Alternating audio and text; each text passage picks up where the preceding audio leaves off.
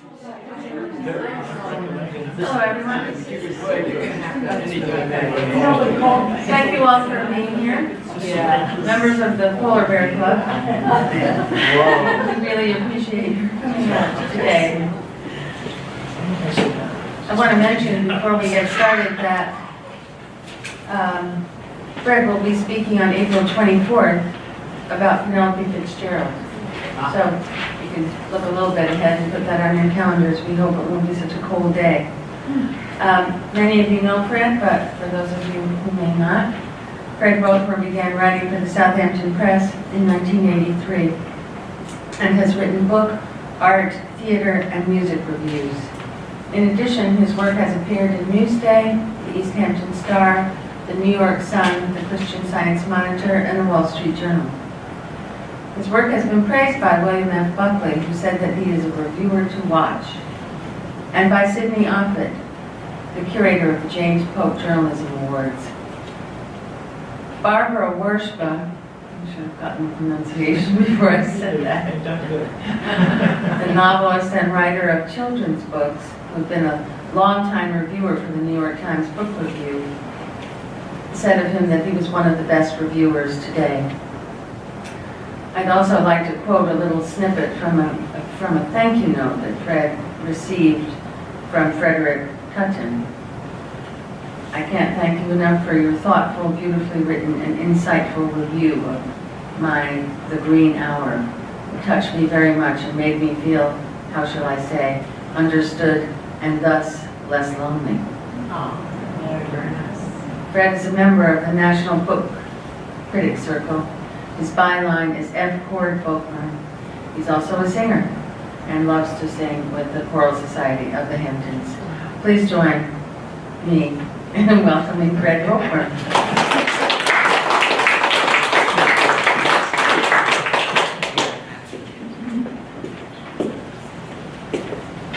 Well, thank you very much, Penny, and thank you all for coming. It's much easier to stay at home on a night like this than it is to come out and hear me talk, but I'm so happy that you did. I'm grateful. As many of you know, I'm writing a book.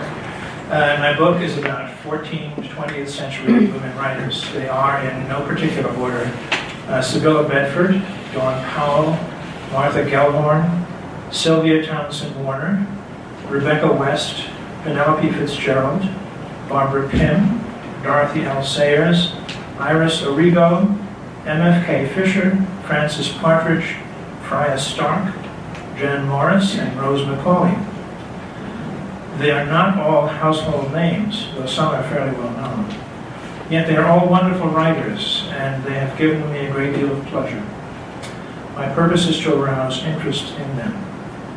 Each chapter is a hybrid, part biography, part literary criticism, part anthology. Mary Frances Kennedy Fisher, the subject of my talk this evening, is sui generis. She wrote only 2 cookbooks, although there are recipes in many of her other books, and she is often lumped among the cookbook writers. Julia Child wrote cookbooks, James Beard wrote cookbooks, Elizabeth David wrote cookbooks, M.F.K. Fisher, whom I'll refer to from now on as Mary Frances, wrote about her life and her experiences, but food is almost always the framework. She wrote more about eating than about cooking. How many of our own most memorable experiences have taken place when we were breaking bread with friends? John Updike, with his usual gift for le mot juste, referred to her as the poet of the appetites, a phrase that her biographer used for a title, as I did for this talk. Mary Frances Kennedy was born in Michigan on July 3rd, 1908. She said of her entrance into the world, "I leapt forth only a few minutes before midnight in a supreme effort from my mother, whose husband had assured her that I would be named Independencia if I arrived on the 4th. She was the daughter of Edith Holbrook and the newspaperman Rex Kennedy, who purchased the Whittier News in Whittier, California, before she was 5.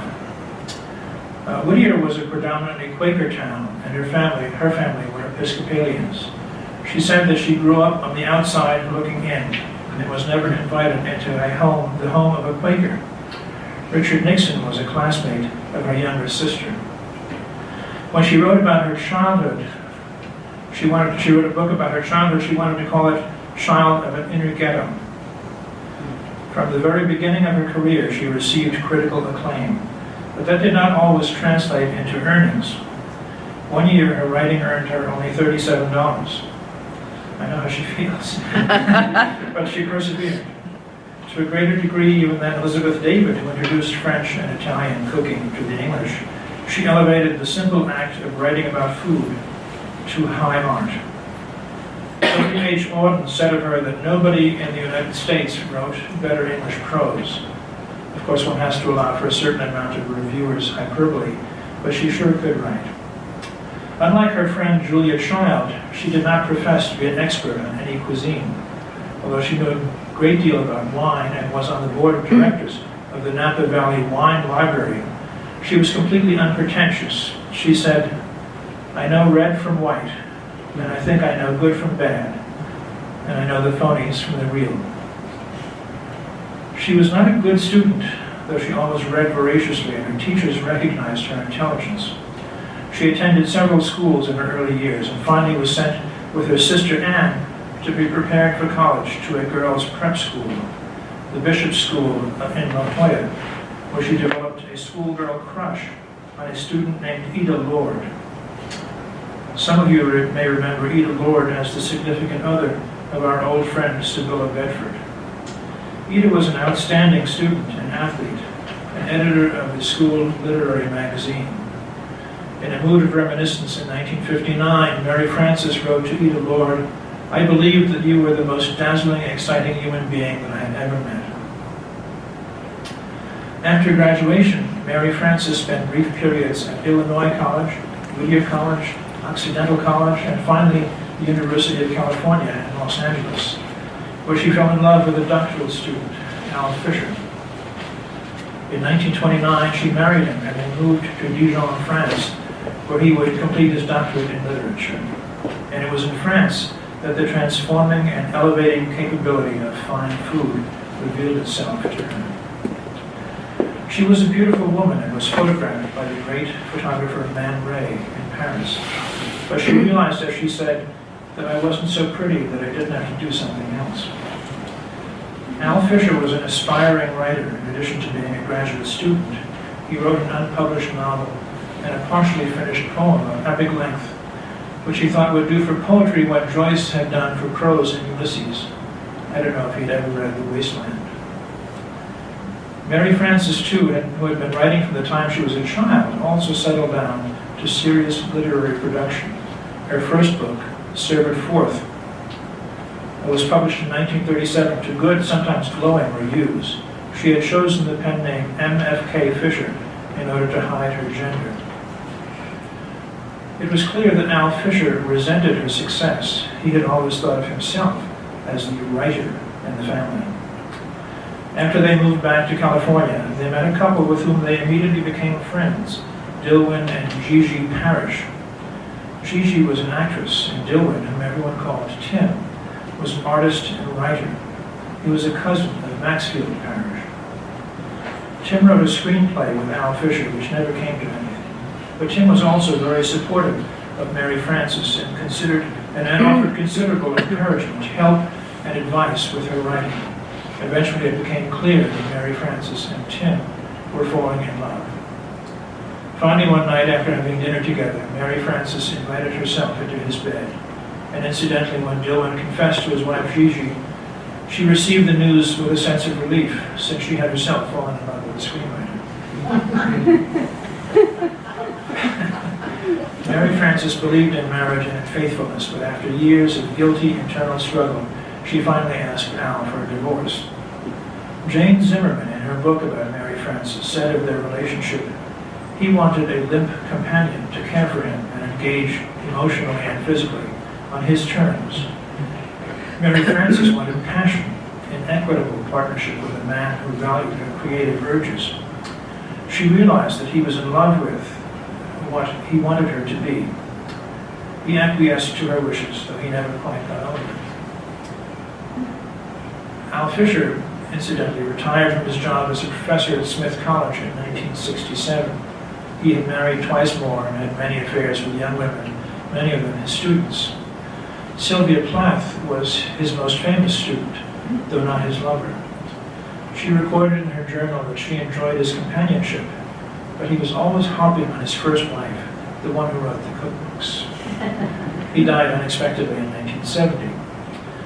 Mary Frances and Dilwyn lived together for 2 years and were married in 1938. In a letter, she described her life with Dilwyn. My whole existence has become more completely physical than ever before in my life.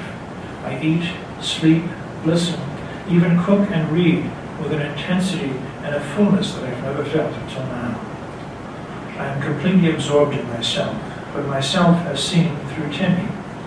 It is a strange life and one that cannot last long, probably. I am hardened, I'm abandoned to it now. Alas, she was right. Tim came down with a painful and rare circulatory ailment called Berger's disease. It resulted in the amputation of the leg. The pain from the disease was intense, and he faced the prospect of additional amputations, his other leg and possibly an arm. One morning, Mary Frances woke to the sound of a gunshot. Tim had taken his own life. He was the one man with whom she felt completely fulfilled, emotionally, intellectually, and physically. He was the love of her life, though there were to be other men in her future. Shortly after Dilwyn's death in 1942, she went to work for Paramount Studios, writing gags for the on-the-road movies with Bing Crosby, Bob Hope, and Dorothy Lamour. She had a series of affairs, none of very long standing. One of these resulted in the birth of her first child, her daughter Anne, or Anna, as she preferred being called. Mary Frances never revealed the name of Anna's father, not even to Anna. In 1947, she married Donald Frieda, the publisher and socialite, by whom she had a second daughter, Kennedy. The relationship was a difficult one. Though Frieda was an admirer of her work, publicly she was to be his beautiful wife, who clung to his arm. Eventually they divorced, though they still remained friends. Mary Frances even became friends with his next wife, Eleanor. But she always thought of Dilwyn. Nearly 30 years after his death, she wrote, "My subconscious is still in an active grief for Dilwyn, and now and then it sweeps over me, so that I am almost knocked to the ground for a few minutes. A strange experience, and one I do not worry about. In fact, I am probably fortunate to have known such experience." Her children were a cause of great pain. They were happiest together when they were young, and she took them to France, to Switzerland. But as Anna got older and drifted into the drug scene at Berkeley, they realized she was severely bipolar. Kennedy, too, suffered, but probably to a lesser degree. When she had finally settled in the Napa Valley, she had 2 interesting and long-lasting love affairs. The first was with a woman, Marietta Voorhees, a drama teacher at the Glen Ellen School, with a deep appreciation of literature and a fascination with Jungian psychology. It was a sustained and sustaining relationship. The second was with Arnold Gingrich, the suave man about town and editor of Esquire magazine. It was a bicultural relationship and lasted until Gingrich's death in 1976. She was his cara Maria Francesca. He was her dear bouncy boy. They were intellectually compatible, but not physically. In a letter to him, she wrote, "I asked you if you had ever tried to curb your childhood habit of gobbling, so that you could get more pleasure from the act of eating. And you said, no, why should I? I like it this way." Physically, she said, "We are not good. You come on fast, pretty much the same way you eat. Greedy boy, munch, munch." Once again, food and eating are the metaphors for a different appetite. Her greatest love affair was with France, where she had spent so much significant time. She made a dozen trips to France and the French cantons of Switzerland. She then stayed for years. She often stayed for years at a time. As her daughters were growing up, she took them with her and sent them to the local schools to improve their French. She wrote, "I am more me in France. I am more awake, more aware. Every minute is more of a minute there." She is often compared to Elizabeth David, who was and is revered in England and was a gastronomic force to be reckoned with. I see no comparison. Mary Frances wrote rings around her. David was contemptuous of Mary Frances, who never had any culinary training. David said to a friend, "Of course, I am not supposed to say this, but I do find her writing to be too detestable." When David was offered the opportunity to meet Mary Frances, she declined, saying, "What would two old ladies have to talk about?" Mary Frances was totally unaware of any comparisons that were made and never criticized Elizabeth David's work. Everyone wanted her to write novels. Her agent, her publisher, her husband, literary friends, and many reviewers. Not now, but now, her only novel received poor reviews. A critic in the New Republic wrote, "Mrs. Fisher is an authority on cooking and eating. This is her recipe for a novel. To a generous helping of ham and corn, add artificial color and artificial flavor. Beat the whole thing into a light fluff, half bake."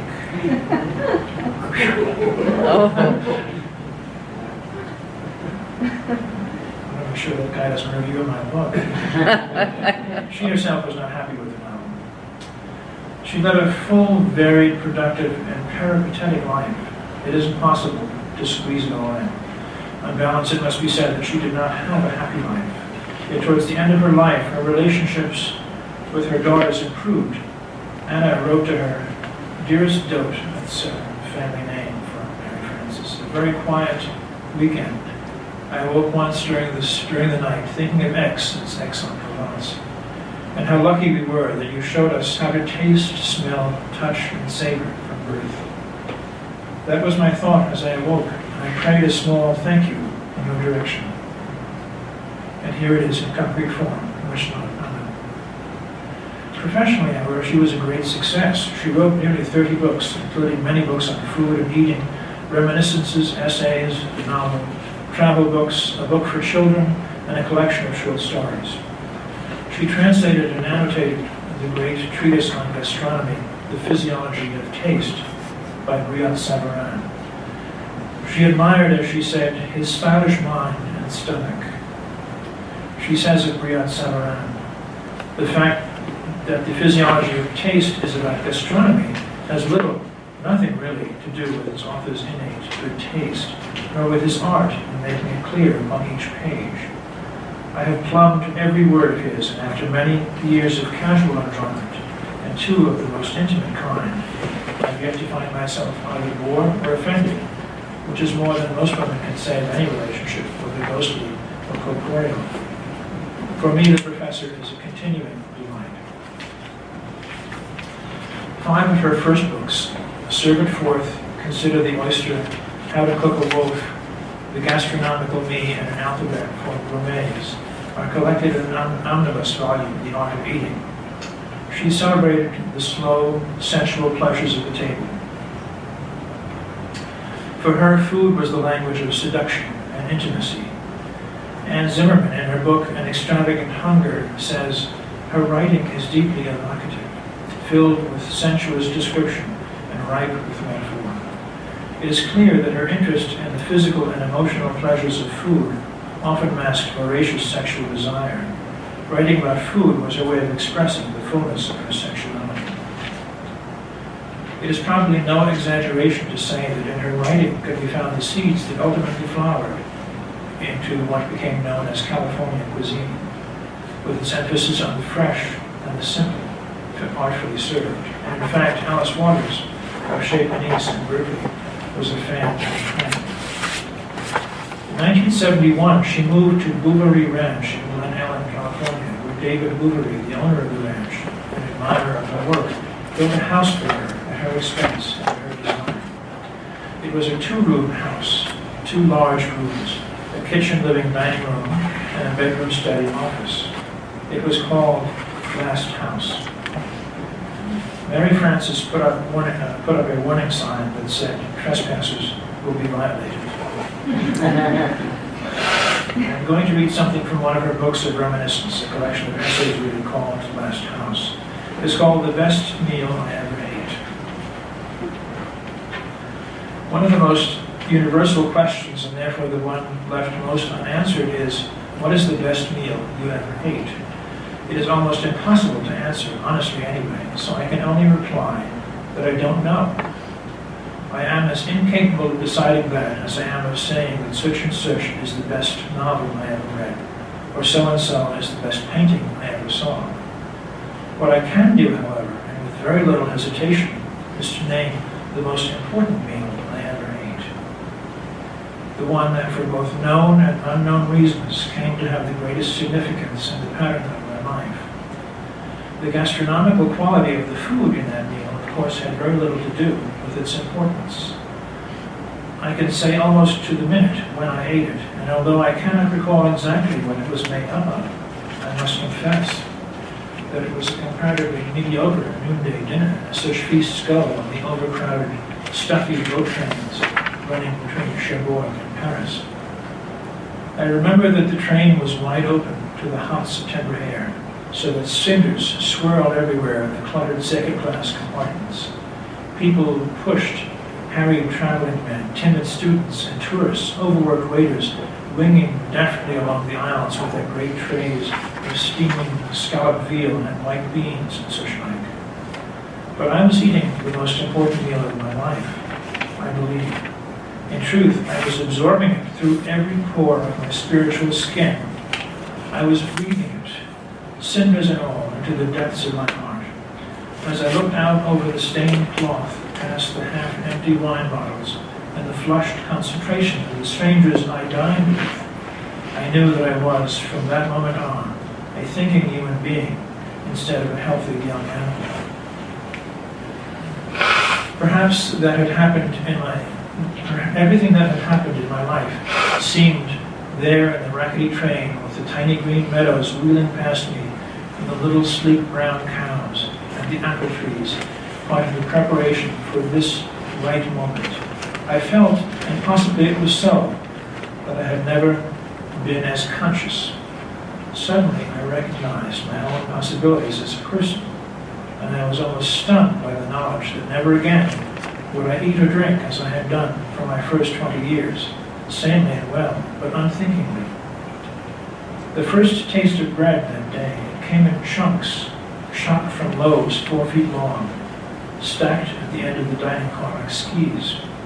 And it was the best bread I had ever eaten, and I knew that forever, as of that noontime, I would be intolerant of the packaged puffy stuff they call bread at home.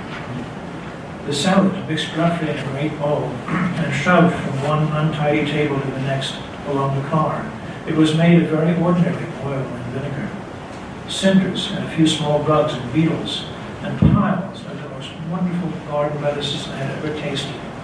Long, short, dark green and light, bitter in this leaf and almost sweet in that. Never again, I knew fatalistically, would I more than tolerate the neat, bug-free, and almost completely tasteless salad stuff sold in stores at home. And the little rolls of cream cheese called petit suisse, and the trays of tiny gnarled apples, and the bitter coffee, and the crude good wine poured from a common bottle at each table.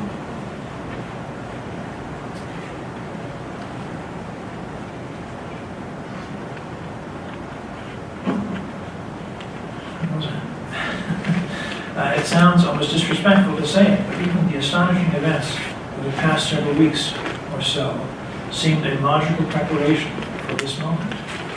Falling in love for the first time since I was 9, being married for the first time at all, crossing the Atlantic for the first time, student third but on the Berengaria, they all led irrevocably to 1:45 p.m., September 25th, 1929, when I picked up a last delicious crust crumb from the table, smiled dazedly at my love, peered incredulously at a great cathedral on the horizon, and recognized myself as a newborn, sentient human being, ready at last to live. Healthy digestion took command of me, both physically and in my soul, for I had just eaten not the best meal of my life, but the most important one, and at the right moment. M.F.K. Fisher said of her life at Last House, "My life is simple. When I can't write, I read. When I can't read, I cook. She was bedridden in her final years and suffered from crippling arthritis and Parkinson's disease, which reduced her voice to a whisper. She said, "I've lost my appetite, but my mind and heart have never been clearer." She would wake often as early as 4 a.m. and write stories in her mind for hours before her secretary would come to take dictation. She continued to write until the end. Shortly before she died, she said, "The purpose of living is to get old enough to have something to say. But by that time, your voice doesn't work, and your hands won't obey you, so it's tough as hell to find a way to say it all." She died on a day of some significance to me, June 22nd, 1992. When asked why she wrote about food when she could have written about more elevated things, she recoiled. She says in the introduction to Gastronomical Need, "They ask it accusingly, as if I were somehow gross, unfaithful to the honor of my craft. The easiest answer is to say that like other humans, I am hungry. But there is more than that. It seems to me that our three basic needs for food and security and love are so mixed and mingled and entwined that we cannot straightly think of one without the others. So what happens when I write of hunger?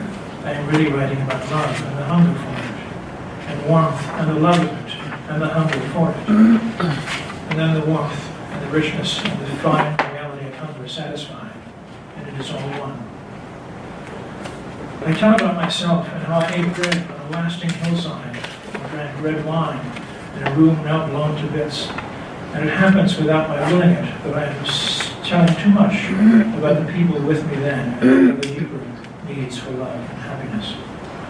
There is food in the bowl, and more often than not, because of what honesty I have, there is nourishment in the heart to feed the wilder, more insistent hunters. We must eat, if in the face of that dread fact, we can find other nourishment and tolerance and compassion for it. We will be no less full of human dignity. There is a communion of more than our bodies when bread is broken and wine drunk. And that is my answer when people ask me, why do you write about hunger and not war or love? Thank you.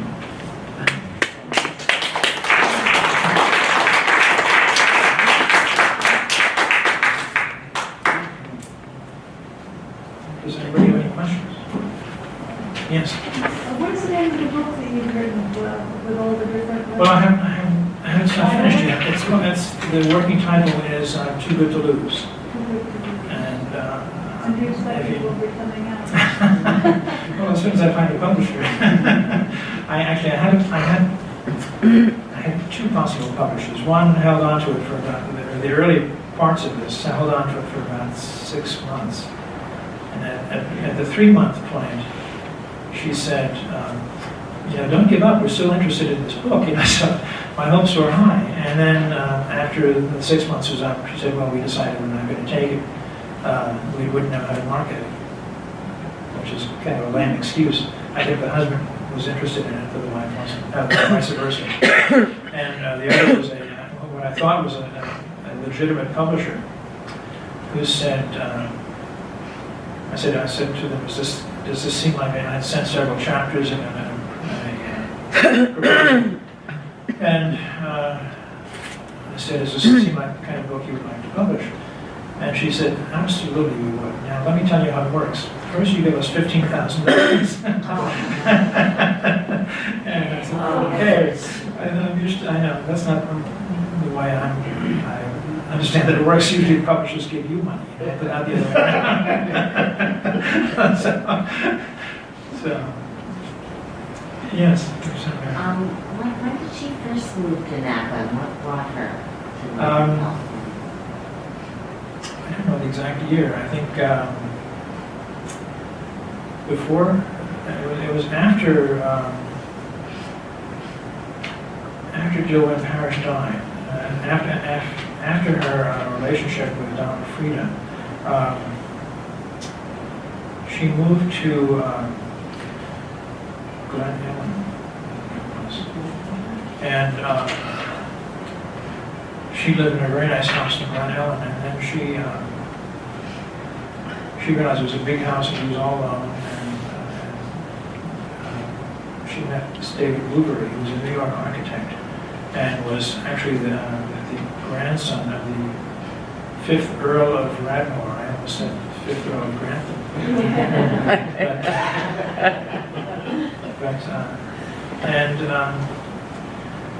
I think it was around 1971 or something, 1970, 71. I could be wrong. Could be 1965.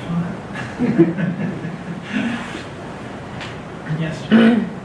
Was she at all religious? Did Was she religious? ever write about it? No, not the least. Healthy animal interest in life. Yes, ma'am. I lost track. How many of the 14 have you still to go? I think I have 3 more to go. After Penelope Fitzgerald, I have 3 more to go. And with the publication in mind, are you in any sense planning the order of them? Will it be? No, I haven't gotten to that stage yet. I go through mad periods of trying to meet my deadline, meeting Penny's deadline, and then I go for months at a time without doing anything. I have another similar question.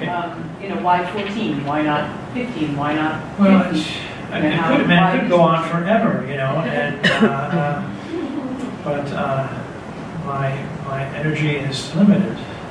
So how do you as I get older, it's even more limited. I'm sorry. Why these 14 then? Well, I'll tell you a story that when my first talk at the library, and I gave a talk about a group of people. I called it the suburbs of literature, and it was about Max Beerbohm, who was a wonderful essayist, and Harold Nicholson and his diaries, and the other was about the correspondence of Rupert Hart Davis and what's his name, George Littleton, which was in 6 volumes. And after the talk was over, a little lady in the front row said, "Aren't there any women writers that you're interested in? They're all men." So I said, "Of course there are," And then I thought of maybe a half a dozen or 8, and then somebody said to me, "Are you going to write about Margaret Pym?" And I said, "Well, that makes 9," and then it happened. And I learned about these writers just by happenstance. I mean, it just something appealed to me in a bookstore, and I picked it up and read it. There's no particular reason for 14. I could stop at 12 if I wanted to, or I could add 2 more and make it 16. But I'd like to move on to another project I have planning.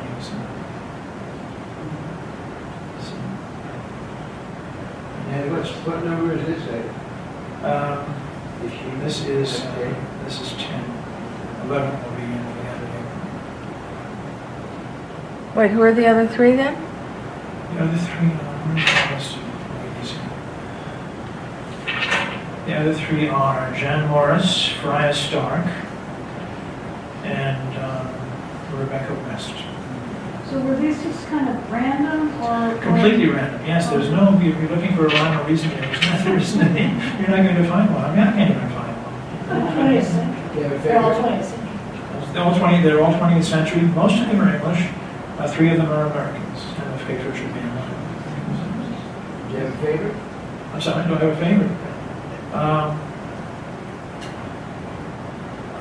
don't know. I think I kind of... Actually, the one I really like the best is Rose McCoy. She's just... Is she that one that went to Turkey? She The camel? Take my camel, dear. Yes. Yeah. She wrote a book called The Towers of Trebizond, which was about Turkey. It was absolutely hilarious and funny and thoughtful and colorful and beautifully written. She was a wonderful sense of humor. She had it. Yeah. And she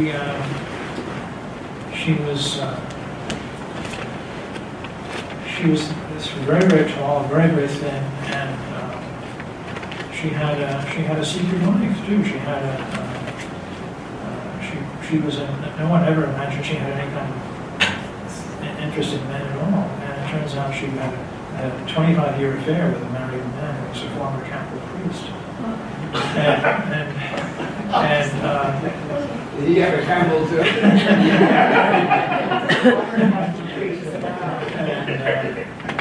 His might have been like a strike. But, and in fact, Evelyn Waugh, when it became public that after she had died, that she had this relationship, Evelyn Waugh said something like, she must have imagined the whole thing.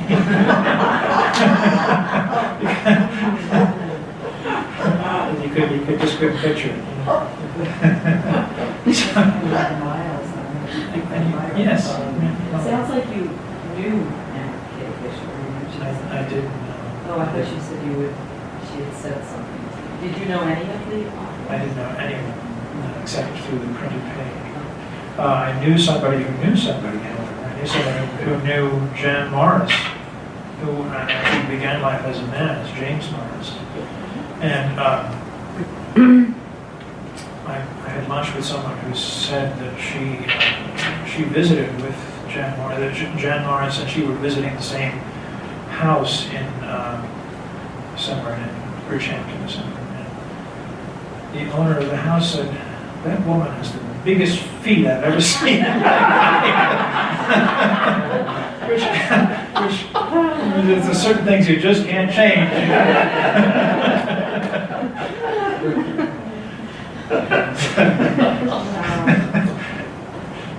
Did a lot of travel writing. Jan or James. Oh yes, yeah. And actually, she was the first person to give the news that Mount Everest had been conquered by what's his name, Chen Sing and Sir Edmund Hillary. Hillary. And he was James Morris at the time. He had gone up something like 10,000 feet. He was the first person to know and cabled the news back to the London Times. So he was working at the time. But fascinating person.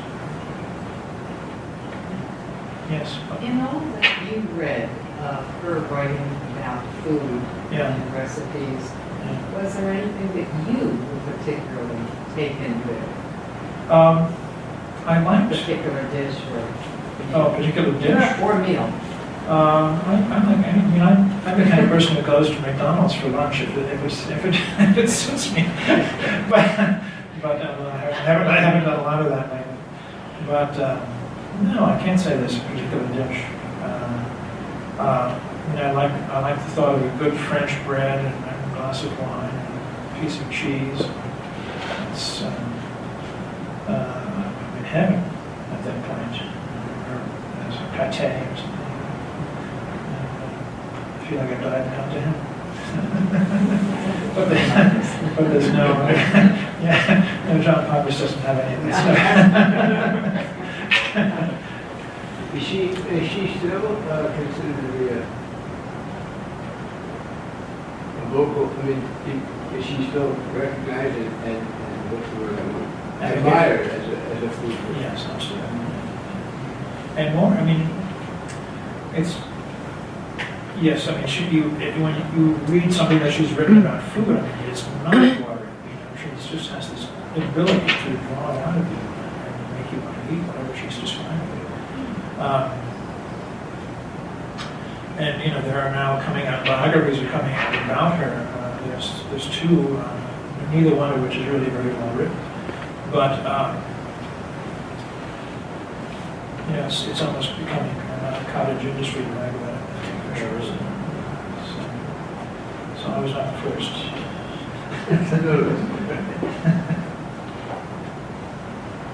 Anyone else? Yes, John. When she began writing, did people not know that she was a woman? No, they expected some man who smoked cigars and wore a vest with a watch fob, slightly overweight. Oh, well, that's interesting. So was she a contemporary of our Massachusetts person? Massachusetts. Who dropped the chicken? Yes, absolutely, yes. They were good friends, and Were they contemporary? absolutely contemporary, and yeah, James Beard was also a very good friend, and they had a mutual admiration society. Yeah, in fact, they stayed at each other's homes, and Fisher stayed at what's her name's house? It's terrible. Julia? And they say there's two things when you get older, two things you lose. The first one is your memory. And I forget what the second one is.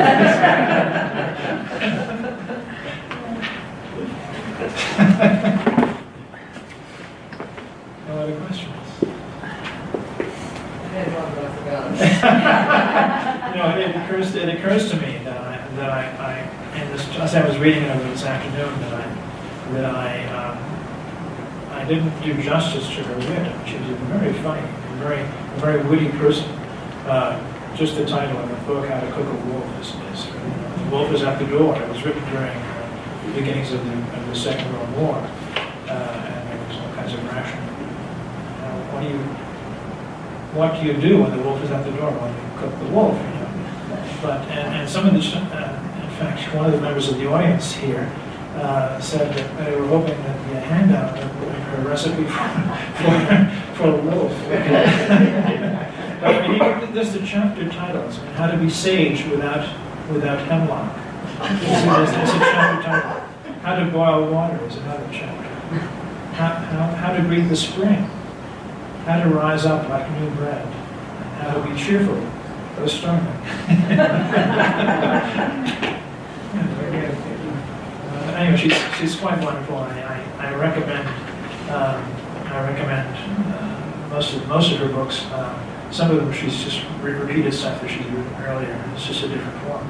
But certainly, what is the Art of Eating, which contains 5 of her books as well. Now, the list of books is out on the table. I didn't get one on the way in. I'm sorry, yes. Was she really the first to combine, prose and food and life together? I think probably she was, yeah. I mean, the people have written about food, and people have written about their life, but very seldom do they write about their life with food, or the experience of eating food more than cooking. And she turned it into a high art. Vanguard. I'm sorry? She's in the vanguard, because they She are is. more. They were now. well, they were much more conscious. Yes. Much more conscious now with the slow food movement, and certainly Alice Waters' Shape on Ace has really transformed cuisine. Anyone else? One more thing. You said something about if anyone remembered the best meal they ever had. Yes, Did you? I did. It wasn't so much the best meal as it was the best fruit I had ever eaten in my I'm life. talking about Italy. Yeah, it was the plum. I had a plum. It was like the apotheosis of plum pudding. And it was, I've never had a plum before or since to come close to it. I also had pasta with truffles, which was just exquisite. And I'm ashamed of myself when I think of a Big Mac. I'm going to go home to a nice green salad. Well, thank you all for coming. Thank you.